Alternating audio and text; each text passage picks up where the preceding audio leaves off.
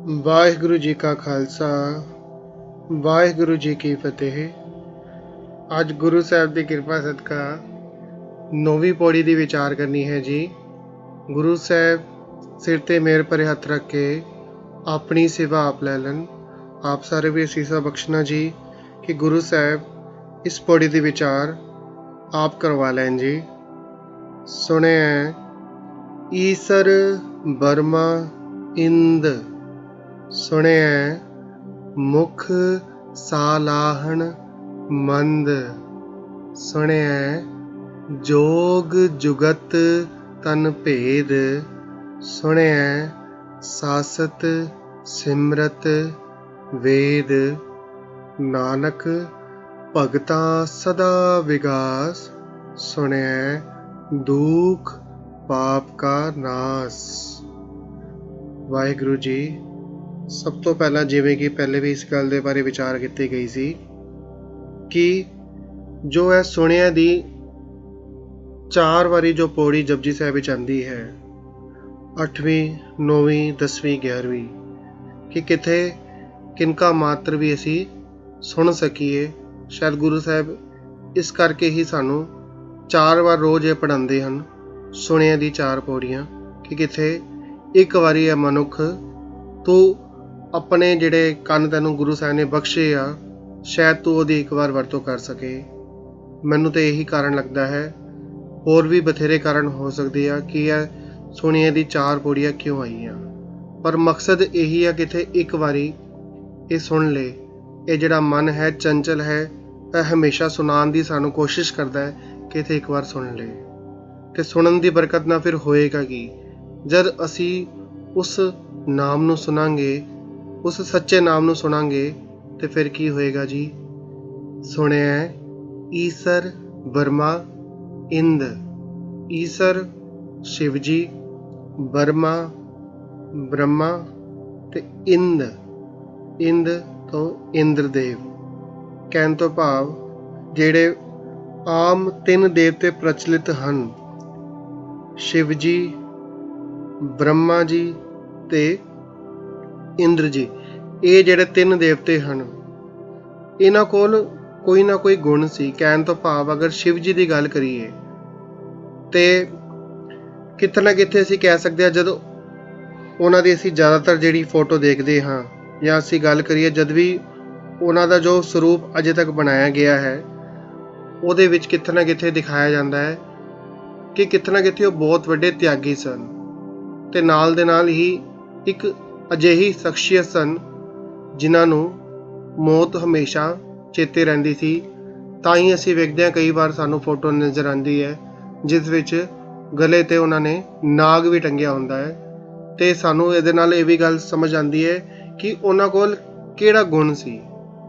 ਉਹਨਾਂ ਕੋਲ ਇੱਕ ਐਸਾ ਮਹਾਨ ਗੁਣ ਸੀ, ਤਿਆਗ ਦਾ ਗੁਣ, ਜੋ ਕਿ ਬਹੁਤ ਵਿਰਲਿਆਂ ਕੋ ਹੁੰਦਾ ਹੈ। ਜਿਹਨੂੰ ਇਸ ਗੱਲ ਦੀ ਸਮਝ ਆ ਜਾਏ, ਜੋ ਜਗ ਤੋਂ ਨਿਰਾਸ਼ ਹੋ ਜਾਏ ਕਿ ਹਾਂ ਜਗ ਰਚਨਾ ਸਭ ਝੂਠ ਹੈ, ਜਾਨ ਲਿਹੋ ਰੇ ਮੀਤ, ਜਿਸ ਨੂੰ ਇਸ ਤੁਕ ਦੀ ਸਮਝ ਆ ਜਾਏ, ਉਹੀ ਤਿਆਗੀ ਬਣ ਸਕਦਾ ਹੈ। ਤੇ ਸੁਣਨ ਦੇ ਨਾਲ ਕੀ ਹੁੰਦਾ ਹੈ?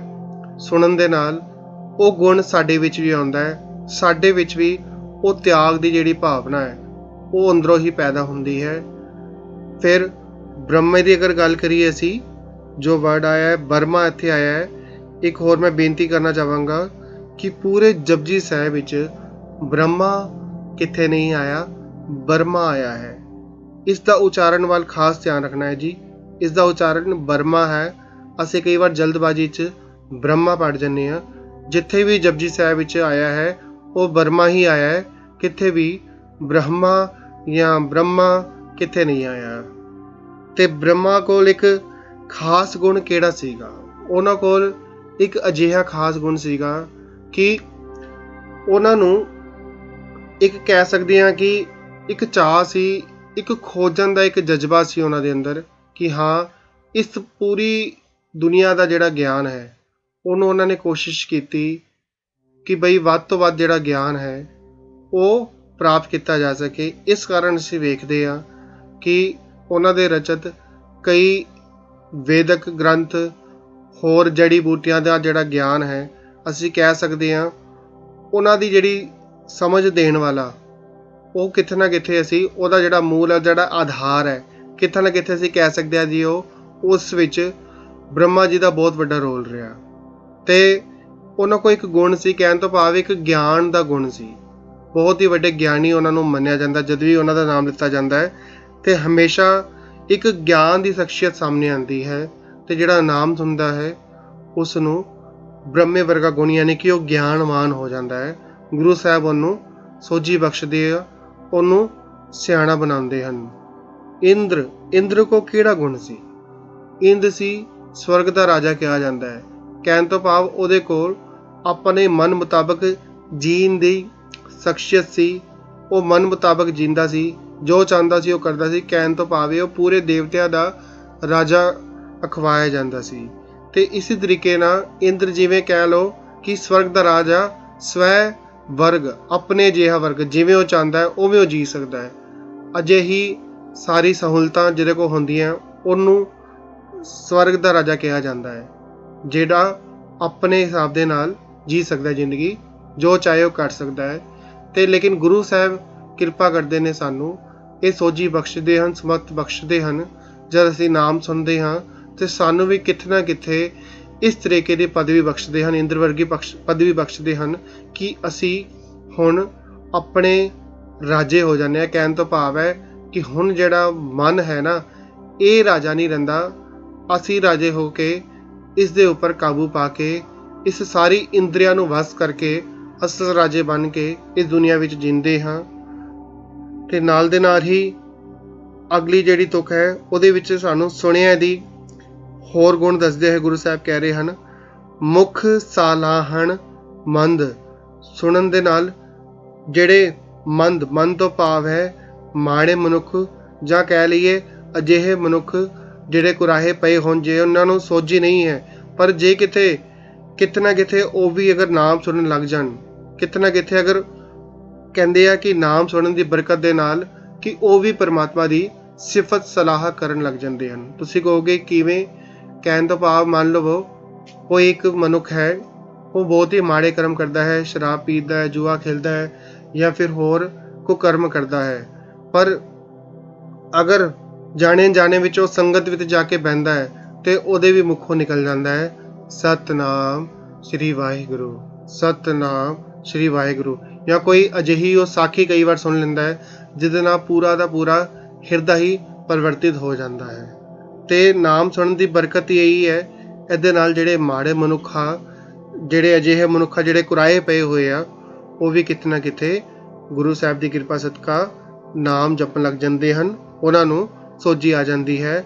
ਸੁਣਿਆ ਜੋਗ ਜੁਗਤ ਤਨ ਭੇਦ। ਜੋਗ ਤੋਂ ਭਾਵ ਹੀ ਹੈ ਕਿ ਜੋੜਨਾ, ਕਿਸੇ ਨੂੰ ਜੁੜਨਾ। ਕਹਿ ਲਓ ਕਿ ਜੋਗ ਬਣਿਆ ਹੈ ਯੋਗ ਵਰਡ ਤੋਂ, ਤੇ ਯੋਗ ਦਾ ਮਤਲਬ ਇਹੀ ਹੁੰਦਾ ਜੋੜਨਾ।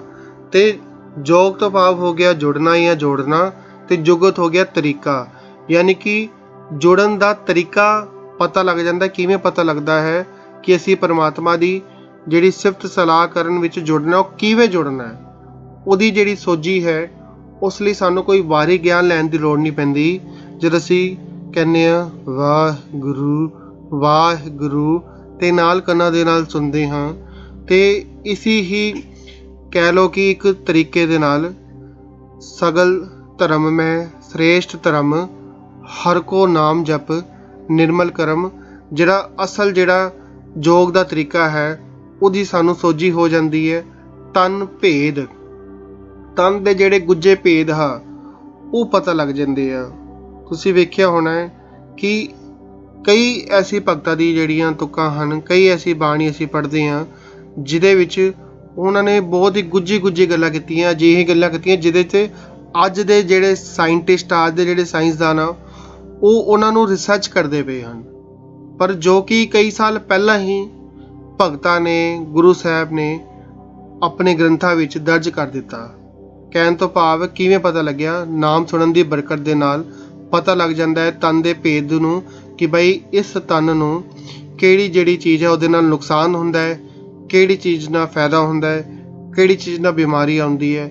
ਇਹ ਸਾਰੀ ਗੱਲਾਂ ਜਿਹੜੀਆਂ ਹਨ, ਕਹਿਣ ਤੋਂ ਭਾਵ ਜਿਹੜਾ ਸਰੀਰਕ ਜੋ ਵੀ ਸਾਨੂੰ ਜਿੰਨੇ ਵੀ ਭੇਦ ਹੁੰਦੇ ਆ, ਅੰਦਰਲੇ ਭੇਦ ਹੁੰਦੇ ਆ, ਉਹ ਨਾਮ ਸੁਣਨ ਦੀ ਬਰਕਤ ਦੇ ਨਾਲ ਸਾਨੂੰ ਪਤਾ ਲੱਗ ਜਾਂਦੇ ਹਨ। ਸੁਣਿਆ ਸਾਸਤ ਸਿਮਰਤ ਵੇਦ, ਜਿੰਨਾ ਵੀ ਗਿਆਨ ਛੁਪਿਆ ਹੈ ਗ੍ਰੰਥਾਂ ਵਿੱਚ, ਜਿੰਨਾ ਵੀ ਗਿਆਨ ਛੁਪਿਆ ਹੈ ਸਿਮਰਤੀਆਂ ਵਿੱਚ, ਵੇਦਾਂ ਵਿੱਚ, ਉਹ ਕਿਵੇਂ ਪਤਾ ਲੱਗ ਸਕਦਾ ਹੈ? ਉਹ ਨਾਮ ਸੁਣਨ ਦੇ ਨਾਲ ਹੀ ਪਤਾ ਲੱਗ ਜਾਂਦਾ ਹੈ, ਕਿਉਂਕਿ ਨਾਮ ਨੇ ਹੀ, ਪਹਿਲਾਂ ਨਾਮ ਹੈ, ਉਹਦੇ ਬਾਅਦ ਹੀ ਸਭ ਕੁਝ ਹੈ। ਨਾਮ ਜਪਿਆ, ਕਿਸੇ ਨੇ ਗ੍ਰੰਥ ਲਿਖ ਦਿੱਤਾ। ਨਾਮ ਜਪਿਆ, ਕਿਸੇ ਨੇ ਕਿਤਾਬ ਲਿਖ ਦਿੱਤੀ। ਨਾਮ ਜਪਿਆ, ਕਿਸ ਨੇ ਵੱਡੇ ਵੱਡੇ ਵੇਦ ਸ਼ਾਸਤਰ ਸਿਮਰਤ ਲਿਖ ਦਿੱਤੇ, ਪਰ ਬਰਕਤ ਕੀ ਹੈ? ਸੁਣਨ ਦੀ। ਹੁਣ ਤੁਸੀਂ ਕਹੋਗੇ ਇਹ ਕਿਵੇਂ? ਇਹ ਕਿਵੇਂ? ਕਿਉਂਕਿ ਪਾਰ ਬ੍ਰਹਮ ਜਿਹੜਾ ਸਭ ਤੋਂ ਉੱਚਾ ਹੈ, ਉਹ ਪਾਰ ਬ੍ਰਹਮ ਹੈ। ਜਿਹੜਾ ਗਿਆਨਾ ਸਿਰ ਗਿਆਨ ਹੈ, ਉਹ ਪਰਮਾਤਮਾ ਆਪ ਹੈ। ਉਸ ਤੋਂ ਵੱਡਾ ਗਿਆਨੀ ਕੋਈ ਨਹੀਂ, ਉਸ ਤੋਂ ਵੱਡਾ ਤਿਆਗੀ ਕੋਈ ਨਹੀਂ, ਉਸ ਤੋਂ ਵੱਡਾ ਦਾਨੀ ਕੋਈ ਨਹੀਂ। ਤੇ ਜਦ ਅਸੀਂ ਉਹਦੇ ਨਾਲ ਕਨੈਕਟ ਹੁੰਨੇ ਆ, ਜਦ ਉਹਦੀ ਕਨੈਕਟੀਵਿਟੀ ਸਾਡੇ ਨਾਲ ਜੁੜਦੀ ਹੈ, ਤੇ ਫਿਰ ਇਹ ਜਿਹੜੀ ਸਾਰੀ ਚੀਜ਼ਾਂ ਨਾ, ਇਹ ਕੋਈ ਬਹੁਤ ਵੱਡੀਆਂ ਨਹੀਂ ਰਹਿ ਜਾਂਦੀਆਂ। ਇਸ ਕਾਰਨ ਇਹ ਬਿਲਕੁਲ ਪੋਸੀਬਲ ਹੈ, ਸੰਭਵ ਹੈ ਕਿ ਇਹ ਸਾਰੀ ਚੀਜ਼ਾਂ ਜਿਹੜੀਆਂ ਹਨ ਉਹ ਹੋ ਸਕਦੀਆਂ ਹਨ ਔਰ ਹੋਈਆਂ ਹਨ। ਇਸੇ ਕਰਕੇ ਦੇਖਿਆ ਹੋਏਗਾ, ਅਗਰ ਤੁਸੀਂ ਥੋੜੀ ਜਿਹੀ ਝਾਤ ਮਾਰੋ ਗੁਰੂ ਗ੍ਰੰਥ ਸਾਹਿਬ ਜੀ ਵੱਲ, ਤੇ ਤੁਸੀਂ ਇਹ ਨਹੀਂ ਵੇਖੋਗੇ ਕਿ ਜਿਹੜੇ 15 ਭਗਤ ਹੋਏ ਹਨ, ਉਹਨਾਂ ਕੋਲ ਕਿਹੜੀ ਕਿਹੜੀ ਡਿਗਰੀਆਂ ਸੀ, ਕਿੰਨੇ ਪੜ੍ਹੇ ਲਿਖੇ ਸੀ, ਐਜੂਕੇਟਿਡ ਸੀ। ਪਰ ਜੇ ਉਹਨਾਂ ਦੀ ਤੁਸੀਂ ਅਗਰ ਬਾਣੀ ਦੇ ਵਿਚਾਰ ਕਰਨ ਦੀ ਕੋਸ਼ਿਸ਼ ਕਰੋਗੇ, ਤੇ ਫਿਰ ਤੁਹਾਨੂੰ ਮੰਨਣਾ ਪਏਗਾ ਕਿ ਬਈ ਕਬੀਰ ਜੀ ਦੇ ਉੱਪਰ ਵੀ PhD ਹੁੰਦੀ ਹੈ, ਯਾਨੀ ਕਿ ਉਹਨਾਂ ਦੇ ਉੱਪਰ ਵੀ PhD ਹੁੰਦੀ ਹੈ। ਕਿਉਂ? ਕਿਉਂਕਿ ਉਹਨਾਂ ਕੋਲ ਕੁਝ ਹੋਰ ਹੀ ਸੀ। ਉਹਨਾਂ ਦਾ ਜਿਹੜਾ ਅੰਦਰੂਨੀ ਗਿਆਨ ਹੈ ਨਾ, ਜੋ ਬ੍ਰਹਮੰਡ ਹੈ ਸੋਈ ਪਿੰਡੇ, ਜੋ ਖੋਜੈ ਸੋ ਪਾਵੈ, ਉਹ ਵਾਲੀ ਜਿਹੜੀ ਅਵਸਥਾ ਹੈ, ਉਹ ਉਹਨਾਂ ਨੇ ਹਾਸਲ ਕੀਤੀ ਸੀ ਨਾਮ ਸੁਣ ਕੇ। ਇਸ ਲਈ ਨਾਮ ਦੀ ਬਰਕਤ ਦੇ ਨਾਲ ਹੀ ਸਾਰੀ ਸੋਝੀ ਹੋ ਜਾਂਦੀ ਹੈ ਕਿ ਵੇਦਾਂ ਵਿੱਚ, ਸ਼ਾਸਤਰਾਂ ਵਿੱਚ ਕੀ ਲਿਖਿਆ ਹੈ। ਉਹਦੀ ਸੋਝੀ ਨਾਮ ਸੁਣਨ ਦੇ ਨਾਲ ਹੀ ਹੋ ਜਾਂਦੀ ਹੈ। ਨਾਨਕ ਭਗਤਾ ਸਦਾ ਵਿਗਾਸ, ਜਿਹੜੇ ਭਗਤ ਜਨ ਹੁੰਦੇ ਹਨ, ਉਹਨਾਂ ਦਾ ਹਮੇਸ਼ਾ ਲਈ ਖਿੜਾਵ, ਖੁਸ਼ੀ ਖੇੜਾ ਬਣਿਆ ਰਹਿੰਦਾ ਹੈ। ਕਾਰਨ ਕੀ ਹੈ? ਵਿਗਾਸ ਇੱਕ ਅਜਿਹਾ ਅੱਖਰ ਹੈ ਕਿ ਕਹਿ ਸਕਦੇ ਹਾਂ ਕਿ ਇੱਕ ਹੁੰਦਾ ਹੈ ਸੁੱਖ, ਅੱਜ ਹੈ ਕੱਲ ਨਹੀਂ ਹੈ।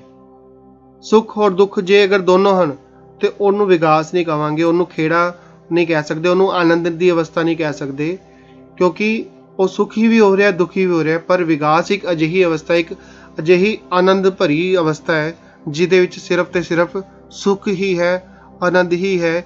ਕਿਸੇ ਵੀ ਹਾਲਾਤ ਵਿੱਚ ਭਗਤਾਂ ਦਾ ਜਿਹੜਾ ਮਨ ਹੈ ਨਾ, ਉਹ ਖਿੜਿਆ ਹਰਿਆ ਬਾਗ ਹੀ ਰਹਿੰਦਾ ਹੈ। ਕਹਿਣ ਤੋਂ ਭਾਵ ਉਹਨਾਂ ਦੇ ਮਨ ਵਿੱਚ ਕਦੇ ਪਤਝੜ ਜਿਹੜੀ ਹੈ ਉਹ ਕਦੇ ਨਹੀਂ ਨਜ਼ਰ ਆਉਂਦੀ। ਹਮੇਸ਼ਾ ਉਹਨਾਂ ਦਾ ਜਿਹੜਾ ਮਨ ਹੈ, ਉਹਨਾਂ ਦੀ ਜਿਹੜੀ ਅਵਸਥਾ ਹੈ, ਉਹ ਹਮੇਸ਼ਾ ਬਸੰਤ ਵਾਂਗੂ ਰਹਿੰਦੀ ਹੈ। ਸੁਣਿਆ ਹੈ ਦੁੱਖ ਪਾਪ ਕਾ ਨਾਸ। ਕਾਰਨ ਬਰਕਤ ਕੀ ਹੈ? ਨਾਮ ਸੁਣਨ ਦੀ ਸਾਰੀ ਬਰਕਤ ਹੈ। ਕਿਉਂਕਿ ਜਦ ਵੀ ਮਨੁੱਖ ਨਾਮ ਸੁਣਦਾ ਹੈ, ਉਹਦੇ ਨਾਲ ਫਿਰ ਕੀ ਹੁੰਦਾ ਜੀ? ਦੁੱਖ ਪਾਪ ਕਾ ਨਾਸ, ਦੁੱਖਾਂ ਤੇ ਪਾਪਾਂ ਦਾ ਨਾਸ ਹੋ ਜਾਂਦਾ ਹੈ। ਦੁੱਖ ਕੀ ਹਨ? ਦੁੱਖ ਅਜਿਹੀ ਕਹਿ ਸਕਦੇ ਹਾਂ ਇੱਕ ਚੀਜ਼ ਹੈ ਜਿਹਦੇ ਨਾਲ ਕਿਤੇ ਨਾ ਕਿਤੇ ਸਾਡਾ ਜਿਹੜਾ ਹਿਰਦਾ ਹੈ ਉਸ ਤੇ ਚੋਟ ਪਹੁੰਚਦੀ ਹੈ। ਅਜਿਹੀ ਜਿਹੜੀ ਚੀਜ਼ ਹੈ ਕੋਈ ਵੀ ਹੋ ਸਕਦੀ ਹੈ, ਉਸਦਾ ਕੋਈ ਵੀ ਕਾਰਨ ਬਣ ਸਕਦਾ ਹੈ। ਤੇ ਪਾਪ ਕੀ ਹੈ? ਪਾਪ ਕਹਿ ਲਓ ਕਿ ਤੁਸੀਂ ਅਜਿਹਾ ਕੋਈ ਕਰਮ ਕਰਦੇ ਹਾਂ ਕਿ ਜਿਹਦੇ ਨਾਲ ਦੂਸਰੇ ਨੂੰ ਚੋਟ ਪਹੁੰਚਦੀ ਹੈ, ਦੂਸਰੇ ਦਾ ਹਿਰਦਾ ਜਿਹੜਾ ਹੈ ਉਹ ਦੁਖੀ ਹੁੰਦਾ ਹੈ, ਉਹ ਹੋ ਗਿਆ ਪਾਪ। ਤੇ ਜਾਣੇ ਅਣਜਾਣੇ ਵਿੱਚ ਸਾਡੇ ਕੋਲ ਕਈ ਵਾਰ ਅਜਿਹੀਆਂ ਗਲਤੀਆਂ ਹੁੰਦੀਆਂ ਹਨ ਜਿਹਦੇ ਨਾਲ ਅਸੀਂ ਦੂਜੇ ਦਾ ਹਿਰਦਾ ਦੁਖਾਉਂਦੇ ਹਾਂ ਤੇ ਦੂਜੇ ਦੇ ਹਿਰਦੇ ਦੁਖਦੇ ਹਨ, ਤੇ ਉਹ ਜਿਹੜਾ ਪਾਪ ਹੈ ਉਹ ਖੱਟਿਆ ਜਾਂਦਾ ਹੈ, ਸਾਨੂੰ ਨਹੀਂ ਪਤਾ ਲੱਗਦਾ। ਪਰ ਨਾਮ ਸੁਣਨ ਦੀ ਬਰਕਤ ਕੀ ਹੁੰਦੀ ਹੈ ਜੀ? ਨਾਮ ਸੁਣਨ ਦੀ ਬਰਕਤ ਦੇ ਨਾਲ ਸਾਰੇ ਜਿਹੜੇ ਦੁੱਖ ਤੇ ਪਾਪ ਹਨ ਉਹ ਜਿਹੜੇ ਹੈ ਉਹ ਨਾਸ ਹੋ ਜਾਂਦੇ ਹਨ। ਕਹਿਣ ਤੋਂ ਭਾਵ ਬਿਲਕੁਲ ਮੁੱਕ ਜਾਂਦੇ ਹਨ, ਤੇ ਸਾਡੀ ਜਿਹੜੀ ਜ਼ਿੰਦਗੀ ਹੈ ਉਹਦੇ ਵਿੱਚ ਸਿਰਫ ਤੇ ਸਿਰਫ ਆਨੰਦ ਰਹਿ ਜਾਂਦਾ ਹੈ। ਇਹ ਨਾਮ ਸੁਣਨ ਦੀ ਐਸੀ ਮਹਾਨ ਬਰਕਤ ਹੈ। ਗੁਰੂ ਸਾਹਿਬ ਕਿਰਪਾ ਕਰਨ, ਹਮੇਸ਼ਾ ਇਹ ਤਰਲਾ ਪਾਇਆ ਕਰੋ ਕਿ ਸਾਨੂੰ ਵੀ ਜਿਹੜੇ ਗੁਰੂ ਸਾਹਿਬ ਨੇ ਕੰਨ ਬਖਸ਼ੇ ਹਨ, ਇਹਦੇ ਨਾਲ ਕਿਤੇ ਨਿੰਦਾ ਚੁਗਲੀ ਛੱਡ ਕੇ, ਕਿਤੇ ਪਰਾਈ ਨਿੰਦਾ ਛੱਡ ਕੇ ਗੁਰੂ ਸਾਹਿਬ ਕਿਰਪਾ ਕਰਨ ਕਿਤੇ ਇਸ ਕੰਨਾਂ ਵਿੱਚ ਨਾਮ ਸੁਣਨ ਦੀ ਆਦਤ ਪੈ ਜਾਏ। ਸਾਰੇ ਅਰਦਾਸ ਕਰਿਓ। ਜੇ ਕੋਈ ਆਪ ਜੀ ਦਾ ਕੋਈ ਵਡਮੁੱਲਾ ਵਿਚਾਰ ਹੋਏ, ਆਪ ਜੀ ਬਿਲਕੁਲ ਕਮੈਂਟ ਬਾਕਸ 'ਤੇ ਲਿਖ ਸਕਦੇ ਹੋ ਜੀ। ਭੁੱਲਾਂ ਚੁੱਕਾਂ ਦੀ ਖਿਮਾ ਕਰ ਦੇਣੀ ਜੀ। ਫਤਿਹ ਬੁਲਾਇਓ ਜੀ। ਵਾਹਿਗੁਰੂ ਜੀ ਕਾ ਖਾਲਸਾ, ਵਾਹਿਗੁਰੂ ਜੀ ਕੀ ਫਤਿਹ।